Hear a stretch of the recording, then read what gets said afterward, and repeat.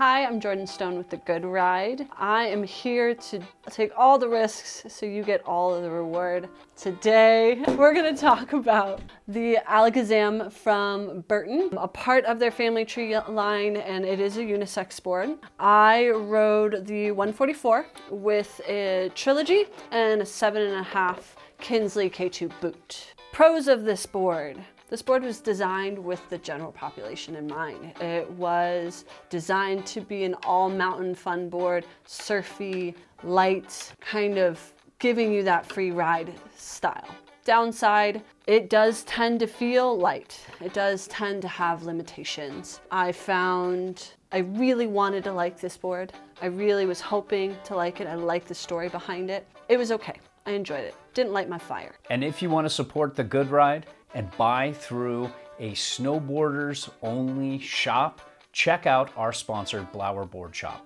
They have a wide variety of snowboard gear and they do everything the big stores do in terms of price matching, in terms of fast shipping, great support, great knowledge. Check them out, buy through our links. It helps The Good Ride tremendously. The shape is a directional free ride camber board. This is a true directional board. Got a big old nose here, 15mm taper all the way to the small cut-off tail. Burton really loves their directional camber profile. You're gonna see this on a lot of their boards. You're gonna get a pretty significant camber here going past the inserts with that early rise to rocker in the nose. There's actually a little bit of early rise in the tail as well, but not very much, just through here. This board feels pretty aggressive on snow. That camber plays a lot with it. It's gonna make you feel a little like on top of the snow.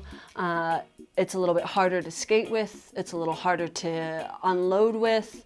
When you're crossing groomers, you're gonna stay on edge because of that camber. This is really intended for an intermediate, progressive intermediate, advanced expert rider. If you are on this board and say you start getting fatigued or you get off your game, this board can take over your riding, and what you'll end up feeling is a little bit more catchiness. You'll feel a little bit more skidding out or loss of control on the board. I found the edge hold on this board had limitations. When you're riding and you're riding hard and you're trying to carve, this tended to let go if you weren't doing exactly the right thing at that right time. When I slowed down my speed a little bit, it glided really well. Unfortunately, Burton's just a little behind when it comes to edge hold, and you're not really seeing that variable edge that you might see with other brands. That shows through as you start to progress, especially if you're an aggressive rider, especially if somebody likes the mob, somebody likes to go fast, or even put in really deep carves. This board really shines when you're in smooth conditions, smooth powder conditions, smooth groomer conditions, when that surface area is consistent. As it starts to change underfoot, that's when you're gonna notice that edge hold. You may be surprised as something washed out just from a change from a groom to maybe a pocket of snow or groom to ice. So uneven snow. I found that this board really reacted when you were transferring from one snow quality to the other to uneven snow. It felt bucky. Because of the lightweight of this, sort of the poppiness, the surfiness of this board, it almost felt like it hovered above and it reacted to everything that it was doing.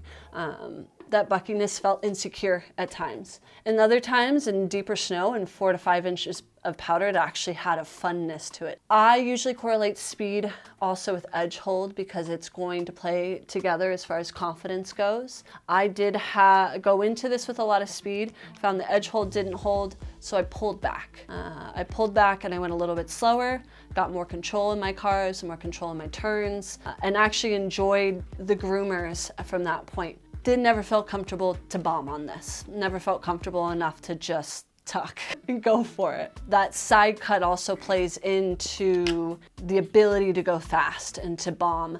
It's a pretty aggressive side cut. It likes to turn. I gotta hand it to Burton. They have been making a huge effort in going eco-friendly. This base is a part of their eco-friendly line. It is not a bad base, but it does have a tendency to feel chalky or slow if you're not someone who's doing regular maintenance, regular waxing. This board really benefits from being waxed, being scraped, being waxed again, maybe hotboxing it, taking the time to really take care of the base. The shining light in the review of this board is that it actually is a really fun turning board. This has a pretty significant waist width of 24/6. For a 144, that can be a big determining on how you react or how it feels underfoot when it comes to turning. I'm a 7.5. If you are anything smaller than that, you might find that this board actually feels slow to turn because of that waist width.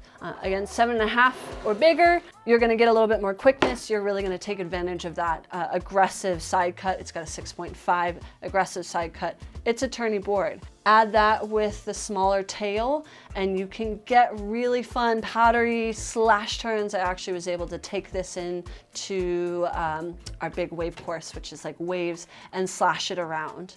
When it came to carving, I was unable to hold the edge. I could get into the carve and as soon as I'd unload, it'd wash. I did modify, I pulled back speed and was able to get carves.